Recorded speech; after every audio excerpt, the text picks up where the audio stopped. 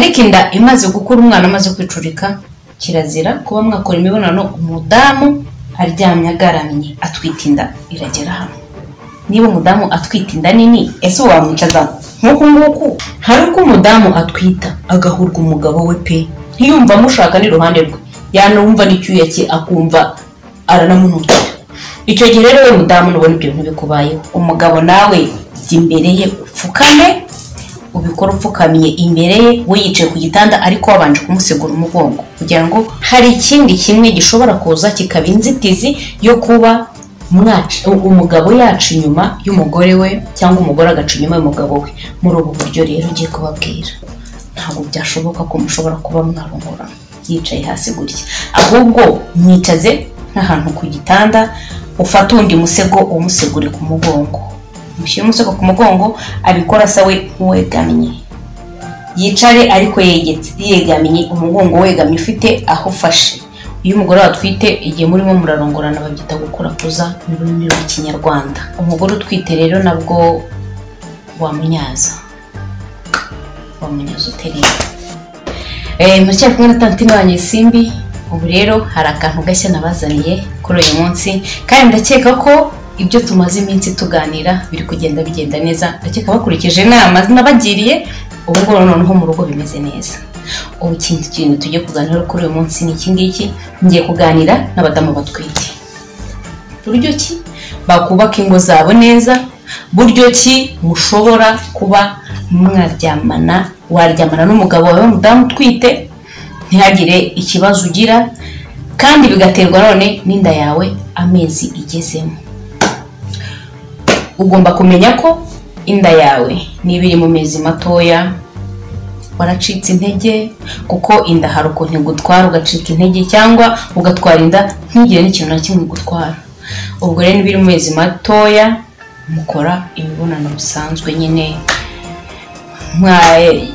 ushobora kuba yakuryamaho bitewe naho amezi yawe ageze, ariko inda kuva ku kwezi kumwe kugera ku mezi 3 aho ngaho mwakora imibonano mu buryo busanzwe ntibigire ikintu bitwara.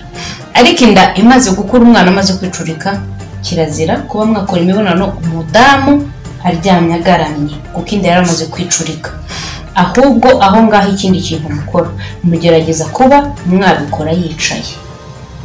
Uburyo mwabikoramo yicaye rero ni ubu kuko umudamu atwite inda iragera hano. Niba umudamu atwite inda nini ese wamwicaza nk'uku ntabwo byashoboka ko mushobora kuba mwarongorana yicaye hasi gutya, ahubwo mwicaze nk'ahantu ku gitanda ufata undi musego umusegure ku mugongo, mushyire umusego ku mugongo abikora sawe wegamye yicare ariko yegamye umugongo wegamye ufite aho ufashe. Umugabo nawe imbere ye upfukame ubikora upfukamiye imbere ye we yicaye ku gitanda ariko wabanje kumusegura umugongo kugira ngo ataba yavunika cyangwa bikaba byatuma umwana we ajya mu buryo butari bwo. Ikindi kintu twavugaho kugerekeranye n'umudamu utwite kirazira kumurakaza we mugabo. Ugomba kumutwara gake yaba afite intege nkeya, rimwe na rimwe ushobora kuza ugasanga ntarakaraba ugasanga yagoswe n'utuntu nk'utwo two mu rugo. Ni twinshi cyane ku badamu, ndakeka abadamu muri kondera mwese murabizi ukuntu abagore bahura n'inzitizi nyinshi.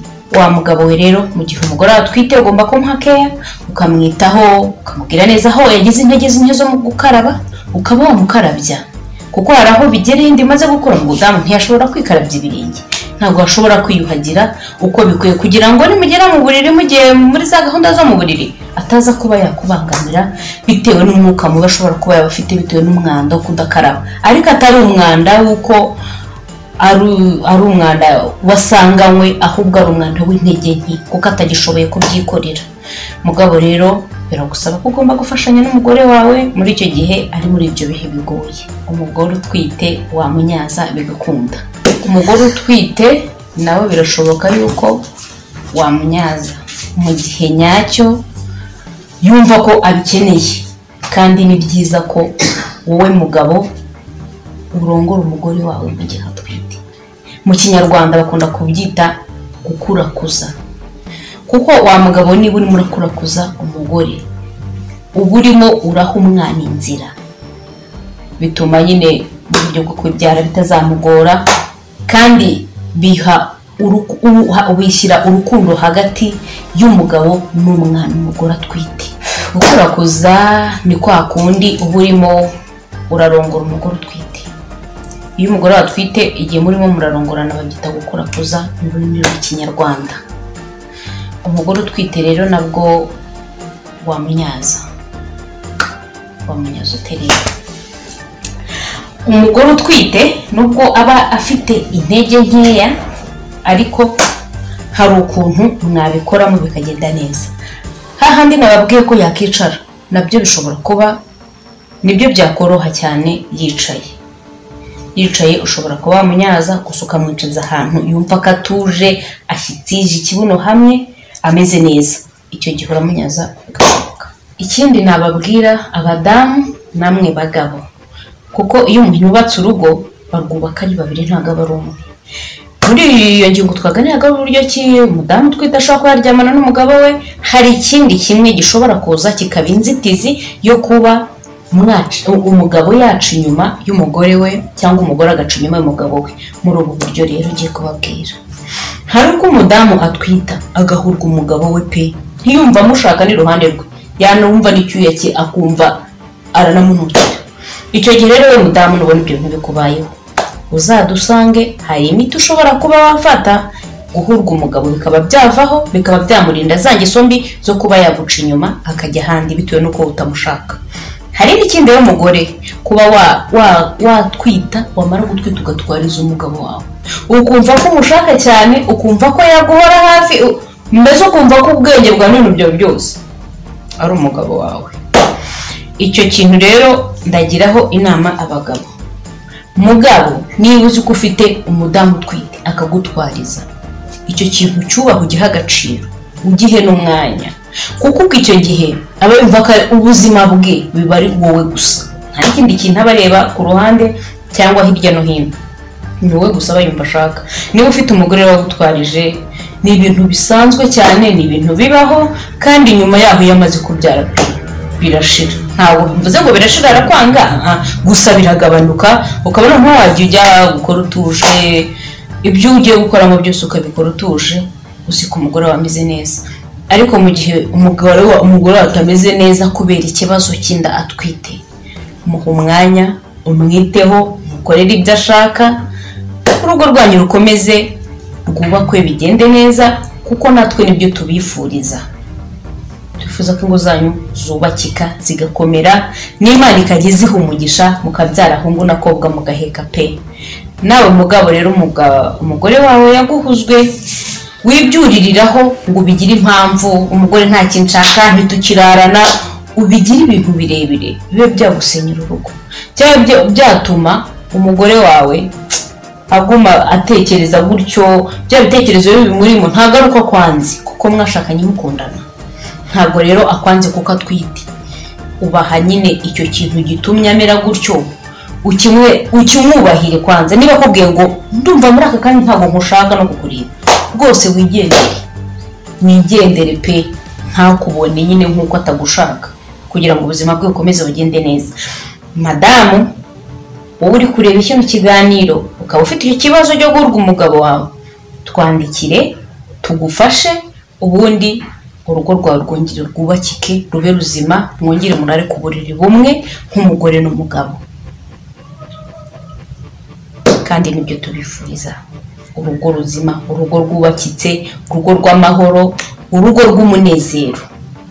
Baravuga ngo urugo rwiza ni ryo juru rito, iryo juru ryanyu rito murigumemo nta mbogamizi zibayemo, kubwo ingaruka zigenda ziza zo kubera gutwita. Umuntu atwite ahura n'ibibazo byinshi cyane. Utwo tubazo tuje rero ntituzabe intandaro yo kuba twabasenyera urugo, kandi ari utubazo dutoya dushobora kuba twabaho kandi tukanarangira. Mutwegere tubagire inama, ibintu byose bigende neza. Murakoze cyane, ndabakunda. Tantine wanyu Simbi, turi kumwe. Uyu ni wa mwanya tubagezaho ibiganiro bijyanye no gukora imibonano mpuzabitsina, cyangwa se gutera akabariro, cyangwa se nyine ibijyanye no guswerana kandi guswerana kwiza. Hanyuma rero mbibutsa yuko bino biganiro byacu nta mwana uri munsi y'imyaka 18 wemerewe kubireba. Wa mwana we nibagufata ubireba bazagufunga. Ibi biganiro byemerewe kuri abantu bari hejuru y'imyaka 18 kuzamura. Tubibutsa gukanda subscribe, comment, ukora share, ugakanda like, hanyuma nanjye nkaza mbaye ibiganiro. Niba uri no kukireba kano kanya rwose byibuke utukanda subscribe. Hanyuma rero mwese muri kundeba ndabizi muri kwibaza kwasi noneho haje kutubwira kuki mbese ndabizi mwese mufite amatsiko mbese ariko nanjye nimwe mba ndahanga kugira ngo mbahe ibiganiro. Ntabwo nyine nifuza ko ingo z'abantu zasenyuka, ntabwo nifuza yuko abantu bakundana batandukana. Uyu munsi rero icyo ngiye kubabwiraho content iragira uti reba imbone nkubone uko umugore yoza imboro iri mu gituba. Twagerera umugore rero ashobora koza imboro y'umugabo byagenze bite? Jewe nanjye niyo mpamvu ndahangaha kugira ngo mbasobanurire, mbamara amatsiko, mbese mbabwire ibintu byose. Ndikwishyira se mikoro. Ni ukuvuga ngo dore uko umugore ashobora koza imboro y'umugabo, mbese wakibaza biba byagenze bite? Rero ikintu cya mbere ushobora gukora kugira ngo umugore nyine yoza imboro yawe, kuyoza nta kundi ni kwa kundi umuswera akanyara, niyo yaba atanyara akanyara. Ariko rero ni ukuvuga ngo uzabanza ukora iki mbere na mbere uzabanza umenye gutanga keya, kwita ku mugore. Kwita ku mugore rero ni ukuhe? Kuvuga ngo tuvuge ni urugero murabana nyine ni umugore wawe cyangwa se ni na shiri wawe, byose birashoboka. Kuvuga ngo gutanga kera nta kundi ni uko nguko. Umugore akakubwira ati shiri nkina amavuta yo kwisiga, ukayamugurira. Shiri nkeneye amafaranga yo kwisukisha, ufite ubushobozi ukayamuha kandi ukayamuha wishimye. Mbese umugore akakubwira ati sheri ngurira igitenge, nyine icyo gitenge nacyo ukakimugurira. None uwo mugore uba wamushimishije pe, uba wamushimishije nawe nta kuntu atakoza ya mboro yawe. Ni hahandi umugore aguha igituba yishimye, akaguha igituba ntacyo yicye, nta n'icyo mpangingimira, ngira ngo niko babyita. Ndabizi ubu hari benshi bari kwibaza ese imboro bayoza gute, bayogereza mu gituba gute? Ndabizi nyine mufite ibibazo byinshi muri kubaseho, noneho ibintu umukobwa ari kutubwira ni ibiki. Ariko ni ukuvuga ngo koza imboro mu gituba mureke mbasobanurire mwa bantu. Ntabwo kogeza imboro mu gituba ntabwo bashyiraho icyogesho cyangwa se ngo bashyireho ngo situruwaya cyangwa se ngo bashyireho isabune. Ngiye kubasobanurira uburyo nyine bogereza imboro mu gituba. Kuvuga ngo wenda urugero, reka mbahe urugero.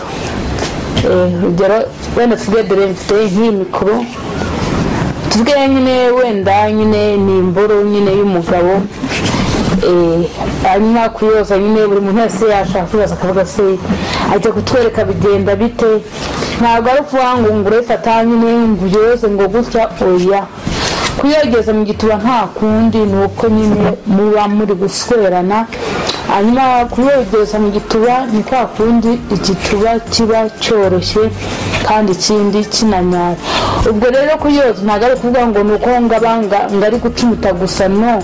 Ni ukuvuga ngo kogeza imboro mu gituba ni ukuvuga ngo ni hahandi umugabo ayishyiramo igituba kikanyara irimo. Yakoza ku gituba gato noneho umugore akanyara zikagera ku mabati. Aho ngaho rero urumva biba ari sawa cyane. Nguko rero uko bogereza imboro mu gituba. Ndakeka abantu bose mwari mufite amatsiko, ndakeka ari uko ashize. Ni ukuvuga ngo niba uri umugabo ukaza ugasanga umugore wawe ugatangira kumudihagura ugatangira kumutimbagura ukaza umubwira nabi umukankamira kandi kuri bumukenere uri buze kumwaka igituba ubwo se wa mugabo we koko nk'uwo mugore yaguha igituba nabi basi ubwo wamurenganya ukaza ntiwamusigiye iposho mbese ntiwagize ute mbese nyine uri kuzana ibintu by'ibibazo nyine ukaza umubwira nabi nta n'iposho wamusigiye mbese aho ngaho umugore ntabwo azaguha igituba yishimye. Kuvuga ngo ibintu byose bisaba gutanga keya, ibintu byose bikagenda neza. Ni ukuvuga ngo niba nyine mukundana nyine ubwo mugomba kuba nyine mukundana mugakora igishoboka niba mugiye guswerana mugahana neza, nimba ari umugabo akaguha imboro neza, niba ari n'umugore akaguha igituba neza. Ni ukuvuga ngo rero koza imboro nta kundi nyine muba muri guswerana abantu ukayishyiramo umugore agahita nyara ubundi zikazamuka zikagera ku mabati. Aho ngaho rero ni uko ndabizi mwese mufite amatsiko bose bari kubasa buriya umugore yoza imboro gute, mbese nyine ukumva biteye amatsiko. Ako niyo mpamvu nanjye mba ndahangaha kugira ngo mbamare amatsiko. Ni ukuvuga ngo rero uzishyiramo niyo yaba ari wa mugore utanyara. Burya umugore nimba hari abantu ba mbere babaho boroha nyine ni igitsina gore. Ni ukuvuga ngo umugore yariye wamukoreye buri kimwe nta cyamubuza kuguha igituba neza. Hanyuma rero tuvuye ku mugore tugiye ku mugabo. Hanyuma rero ko tugiye ku mugabo ni ukuvuga ngo nyine uko umugabo yakogereza imboro yiwe mu gituba. Ntabwo ari buri gituba cyose wakogerezamo imboro, cyangwa se ntabwo ari buri muntu wese wakogerezamo imboro, ahubwo igituba cy'umugore cyangwa se cy'umukobwa ucyogerezamo imboro bitewe.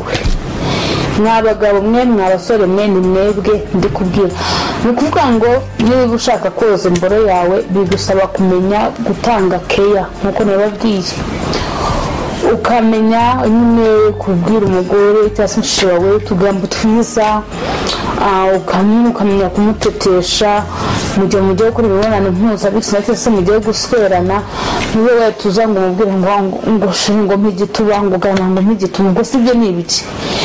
Bitangira nyine gake gake ibintu byose ukabitwara gakeya, mugatangira nyine nimba mugiye guswerana mugatangira nyine mujya muri mudu, ariko kugira ngo nyine mujye muri mudu cyangwa se umugore akwiyumvemo nawe umwiyumvemo bisaba ko hari ibintu byinshi muba mwabashije gukora cyangwa se biba bibahuza cyane.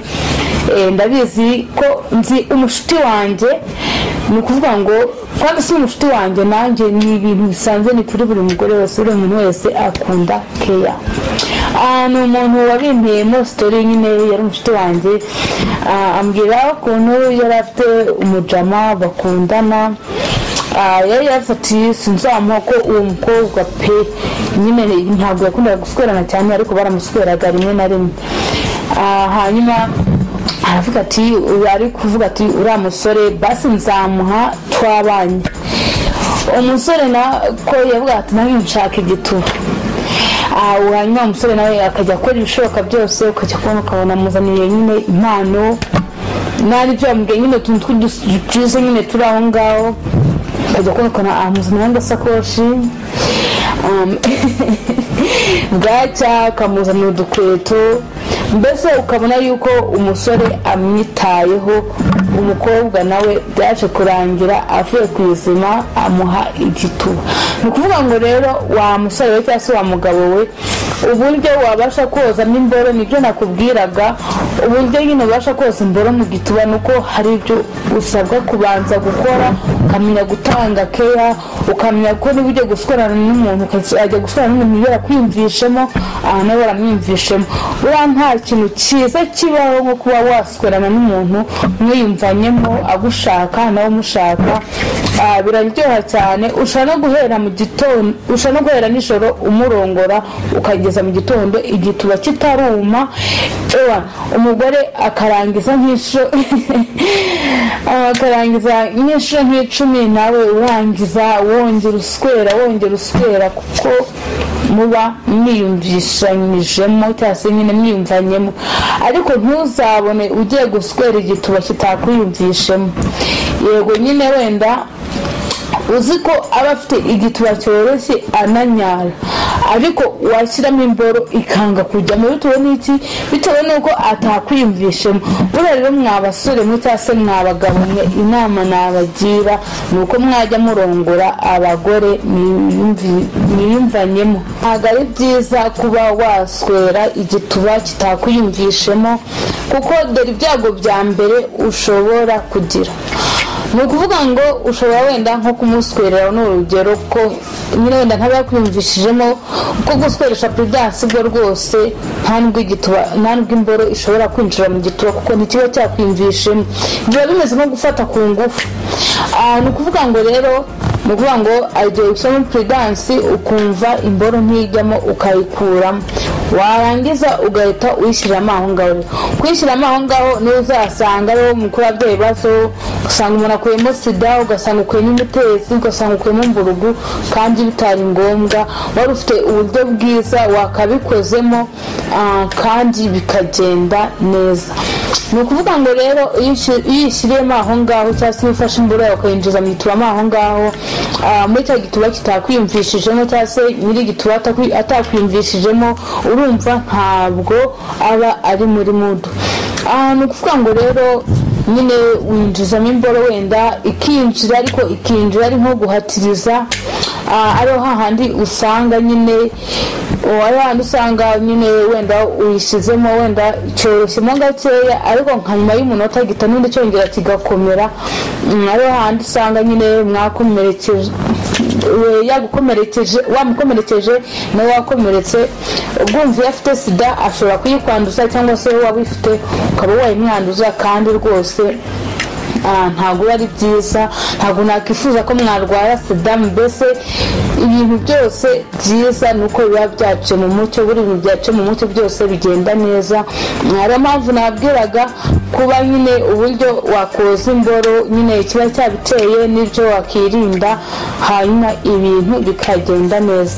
Mbibutsa gukanda subscribe, mukora comment, share, ugakanda like, hanyuma nanjye nkaza mbaha ibiganiro. Hanyuma nyine bino biganiro byacu nta mwana uri munsi y'imyaka 18 wemerewe kubireba, kereka bari hejuru y'imyaka 18.